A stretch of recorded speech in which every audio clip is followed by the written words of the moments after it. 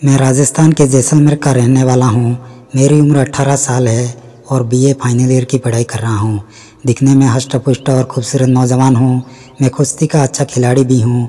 हमारे स्कूल की तरफ से होने वाली कुश्ती प्रतियोगिता में मैं टॉपर भी रहा हूँ।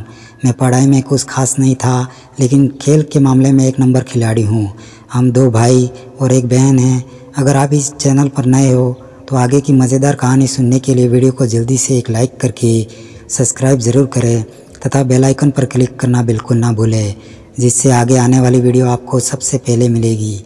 भाई मेरे से बड़ा है और उसकी शादी हो चुकी है। हालांकि भाई की शादी को भी ज़्यादा समय नहीं हुआ है और करीब 6 महीने पहले ही बड़े भैया की शादी धूमधाम से गुजरात फैमिली के एक खूबसूरत लड़की से हुई है। मेरे भैया सिंगापुर में एक कंपनी में जॉब करता है। वही साथ में काम करने वाली एक गुजराती लड़के ने भाभी का फ़ोन नंबर दे दिया और फ़ोन पे बात करते करते भैया को ऐसा प्यार हो गया कि भैया ने शादी ही कर ली।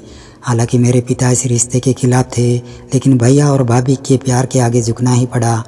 मेरे पिता इस रिश्ते को लेकर सख्त खिलाफ तो नहीं थे, लेकिन वह पुराने रीति रिवाज और फैमिली मान्यता के आधार को लेकर बड़े चिंतित थे, क्योंकि वे सोच रहे थे कि गुजरात फैमिली की बेटी राजस्थान के जैसलमेर फैमिली में ढल पाएगी या नहीं। लेकिन प्यार तो प्यार होता है। आखिरकार भाई ने शादी कर ली और अभी 3 महीने से भी अधिक का समय हो चुका था। भाई वापस सिंगापुर जाने वाला था। शादी के लिए 3 महीने की छुट्टी पर था।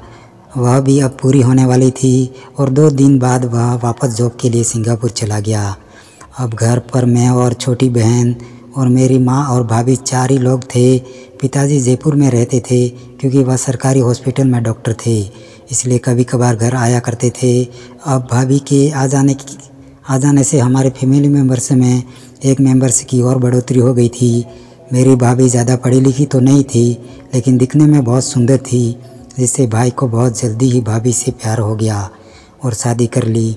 भाभी जितनी खूबसूरत थी, उतना ही उसका खूबसूरत प्रेम व्यवहार हमारे फैमिली के प्रति था, इसलिए हमारा पूरा फैमिली भाभी के प्रेम व्यवहार को देखकर बहुत खुश था।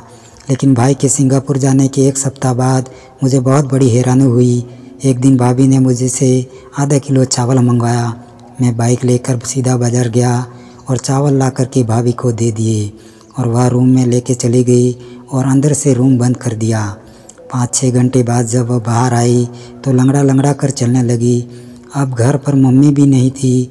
मेरी मम्मी एक सरकारी स्कूल में टीचर है, तो वह स्कूल में गई हुई थी और बहन भी स्कूल से नहीं आई थी।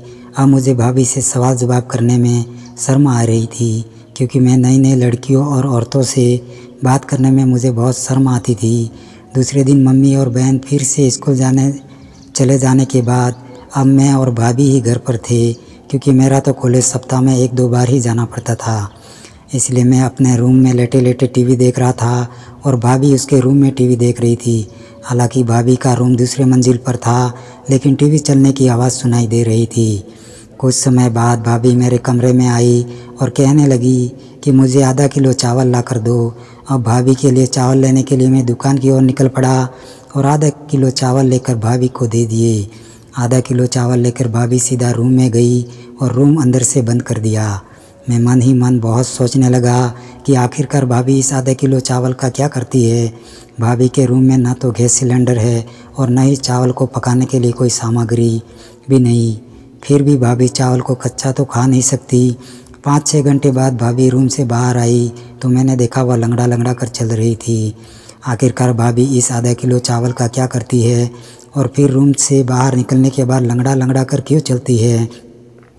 कुछ समय बाद मम्मी और दीदी भी स्कूल से वापस आ गई थी। अब मैं सोचने लगा कि यह बात मम्मी को बताऊं, लेकिन फिर मैंने सोचा एक बार मैं खुद भाभी की इस हरकत को अच्छी तरह से देख लूं, आखिरकार क्या मसला है। अगले दिन मम्मी और बहन फिर स्कूल चले जाने के बाद करीब आधे घंटे बाद भाभी बोली, मुझे आधा किलो चावल ला कर दो। अब मैं चुपचाप भाभी के लिए आधा किलो चावल लेने के लिए बाज़ार चला गया और आधा किलो चावल लाकर भाभी को दे दिया। भाभी ने चावल लिया और सीधे वह अपने रूम में चली गई और रूम अंदर से बंद कर दिया। 5-6 घंटे बाद भाभी रूम से बाहर निकलने के वक्त लंगड़ा लंगड़ा कर चलने लगी। आखिरकार मुझसे रहा नहीं गया और भाभी से पूछ लिया कि भाभी आप रोज़ मुझसे चावल मंगवाती हो, आखिर इन चावलों को क्या करती हो। भाभी बोली मैं इन चावलों को मछलियों को खिलाया करती हूँ। दोस्तों मैं आपको बता दूँ कि हमारे घर के पीछे से एक नाला बहता था, उस नाले में मछलियों को खाना खिलाकर भाभी सो जाया करती थी। भाभी का कहना था कि मछलियों को खाना खिलाकर मुझे बहुत सुकून मिलता है, जिसके कारण वह अच्छी नींद ले पाती है और वह थोड़ी देर के बाद नींद में होने के कारण ऐसे लंगड़ा लंगड़ा कर चलती थी। धन्यवाद।